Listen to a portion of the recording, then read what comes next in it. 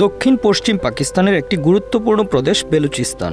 সম্প্রতি এই অঞ্চলে পাকিস্তানের সরকারি বাহিনীর সাথে স্বাধীনতাকামীদের সংঘাত আরও বেড়েছে। বলা হয়ে থাকে এখানকার প্রাকৃতিক সম্পদ এই অঞ্চলের স্বাধীনতার পথে অন্তরায়, আর এ নিয়েই এত সংঘাত। ভৌগোলিক দিক থেকে পাকিস্তানের বৃহত্তম এই প্রদেশটির আয়তন ৩,৪৭,১৯০ বর্গ কিলোমিটার, অর্থাৎ বাংলাদেশের প্রায় ৩ গুণ। এটি পাকিস্তানের মোট আয়তনের প্রায় ৪৮% গঠন করেছে। এটি উত্তর পূর্বে খাইবার পাখতুনখোয়া, পূর্বে পাঞ্জাব এবং দক্ষিণ পূর্বে সিন্ধু পাকিস্তানের প্রদেশগুলোর দ্বারা সীমাবদ্ধ, যার পশ্চিমে ইরান এবং উত্তরে আফগানিস্তানের সাথে আন্তর্জাতিক সীমানা ভাগ করে এবং দক্ষিণে আরব সাগর দ্বারা আবদ্ধ। বেলুচিস্তান অঞ্চলটি মূলত বৃহত্তর ইরানীয় মালভূমির পূর্ব প্রান্ত। এর প্রায় পুরোটাই পর্বতময়, কিছু কিছু পর্বতশৃঙ্গের উচ্চতা ৬,০০০ ফুটেরও বেশি। বেলুচিস্তানের ভূমিরূপ ঊষর এবং রুক্ষ, বন জঙ্গলের পরিমাণ খুবই কম এবং গাছপালার আকৃতি খর্ব।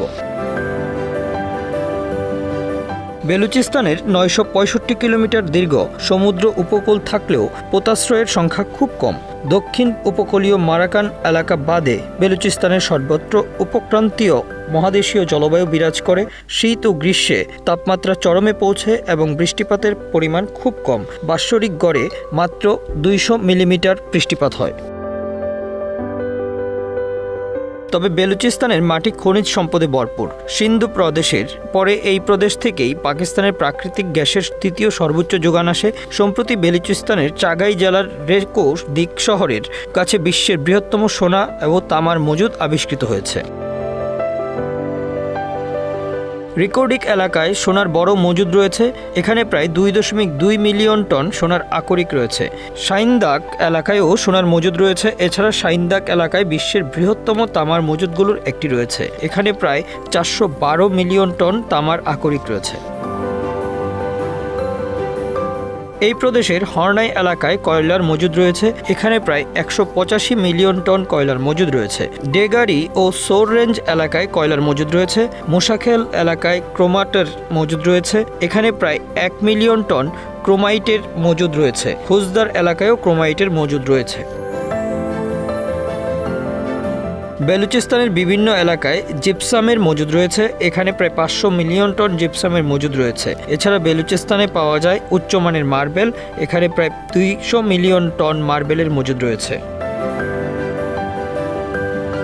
প্রদেশটির সুহি এলাকায় প্রাকৃতিক গ্যাসের বড় মজুদ রয়েছে। এখানে প্রায় ১০ ট্রিলিয়ন কিউবিক ফুট প্রাকৃতিক গ্যাসের মজুদ রয়েছে। পীরকোহ এলাকায়ও প্রাকৃতিক গ্যাসের মজুদ রয়েছে। বেলুচিস্তানের বিভিন্ন এলাকায় তেলের মজুদ রয়েছে, যদিও এর পরিমাণ তুলনামূলকভাবে কম।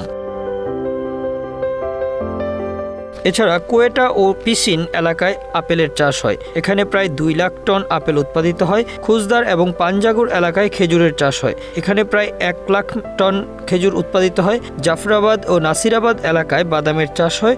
এখানে প্রায় ৫০,০০০ টন বাদাম উৎপাদিত হয়।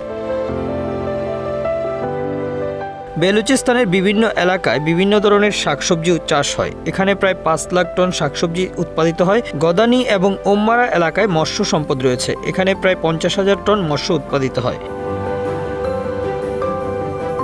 রয়েছে বিশাল বনজ সম্পদও। জিয়ারত ও লোরালাই এলাকায় বনাঞ্চল রয়েছে।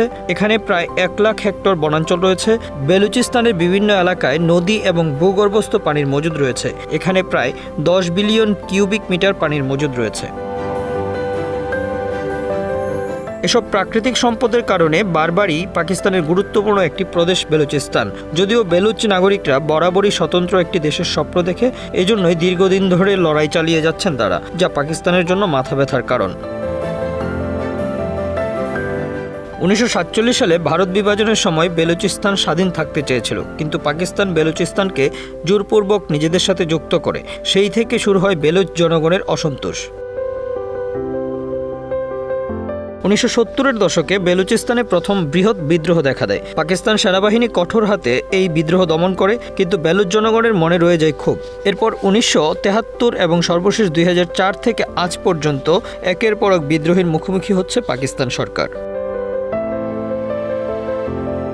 এই অঞ্চল দিয়ে চীন পাকিস্তান অর্থনৈতিক করিডোর বয়ে গেছে, যাকে পাকিস্তানের অর্থনীতির লাইফলাইনও বলা হয়। পাকিস্তান সরকার গোয়াদারে চীনা সহায়তায় একটি বড় বন্দর ও নৌঘাঁটি নির্মাণ কাজ চলছে।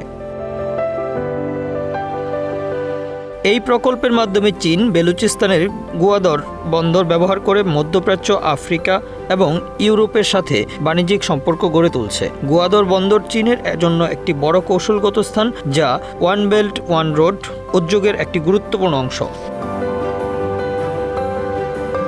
তবে এই সম্পদ ও কৌশলগত গুরুত্বের কারণে বেলুচিস্তান আন্তর্জাতিক রাজনীতির একটি সংঘাতময় পূর্ণ অঞ্চল হয়ে উঠেছে। স্থানীয় বেলুচ জনগণ তাদের সম্পদের ন্যায্য অধিকার চায়, যা পাকিস্তান সরকার এবং আন্তর্জাতিক শক্তিগুলোর মধ্যে উত্তেজনা সৃষ্টি করছে। এই অঞ্চলে বিদেশি বিনিয়োগ এবং সম্পদ নিয়ে স্থানীয় ও আন্তর্জাতিক স্তরে রয়েছে বিতর্ক।